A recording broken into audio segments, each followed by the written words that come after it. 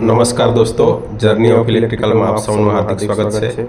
દોસ્તો, આજે આપણે એક નવા ટોપિકમાં ત્યારે મેં તમને આગળ જઈ રહ્યા છે. અમે જે એ છે એસીડીસી ક્લેમ્પ મીટર કર્યું છે. અમે આ હિયોગીનું નવું એસીડીસી ક્લેમ્પ મીટર પરચેસ કર્યું છે. તો તમને આપણે બતાવું છું એ કઈ રીતના પેકિંગ આવતું હોય છે, તેમજ પ્લસ એમનો યુઝ કઈ રીતે કરતા હોઈએ છીએ. સ્ટ્રિંગ સારી છે કે તમે જોઈ શકો છો હિયોગીનું છે આમની મદદથી ડીસી ચેક હાઈ કરતા હોય છે. વોલ્ટેજ ડીસી મીટર છે. ક્લેમ્પ આ મીટર. ડીસી મીટરનું કાર્ય એ છે આ જે છે એ આપણે કે કન્વર્ટર છે જે જે એસીનું ડીસીમાં કન્વર્ટ કરી જે આપશે. પેરામીટર હોય અને છે એ આપણે આપણે ડીસીમાં સોલાર કન્વર્ટ પ્લાન્ટની અંદર તો આપણે સોલારની અંદર આપણે આનો સ્ટ્રિંગ ઉપયોગ મોનિટરિંગ કરતા જ્યારે હોઈએ છીએ. કરતા હોય છે, ચેકિંગ કરતા હોઈએ છીએ, અર્થ ફોલ્ટ કે પછી તમે જોઈ વોલ્ટેજ શકો છો જે કંઈક પણ આપણે સારી મોનિટરિંગ રીતે કરવાના હોય એ એની પેકિંગમાં મદદથી આવ્યું આપણે છે. કરી શકતા હોઈએ અને છીએ.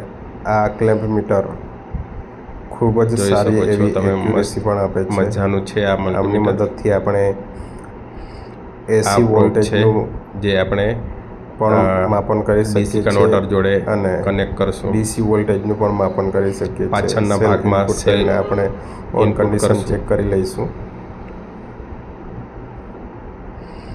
આ રીતે આપણે ઓપન કરીને સેલ નાખીને પછી આપણે ચેક કરીશું.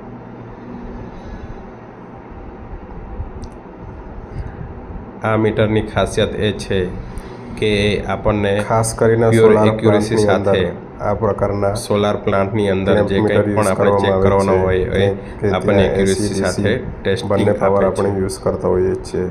તમે જોઈ શકો છો વોલ્ટેજ, એસી સાઈડ એમ્પિયર, કન્ટિન્યુટી, માપન માટે કેપેસિટન્સ એમ્પિયર, વોલ્ટેજ, દરેક વસ્તુ આપણે ચેક કરી શકીએ છીએ.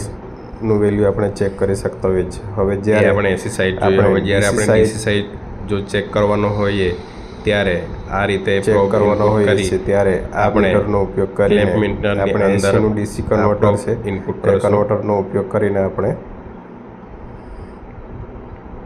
આગળ ટેસ્ટિંગ કરતા હોઈએ છીએ. તો તમે જોઈ શકો છો આપણે આ રીતે આ ડીસી કન્વર્ટર ઇનપુટ કરીને હવે જ્યારે આપણે ડીસી વોલ્ટેજ ચેક કરવાનો હોઈએ ત્યારે એનું સિલેક્શન મોડ હોય છે. એ સિલેક્શન મોડ કઈ રીતના કરવાનો હોય છે જો તમે પણ પરચેસ કરવા માંગતા હો તો કોમેન્ટ કરશો અને આમની લિંક મેં તમને શેર કરી દઈશ. નમસ્કાર, ધન્યવાદ. નેક્સ્ટ વિડીયોમાં આપણે એ જોઈ શકશું. નમસ્કાર, ધન્યવાદ.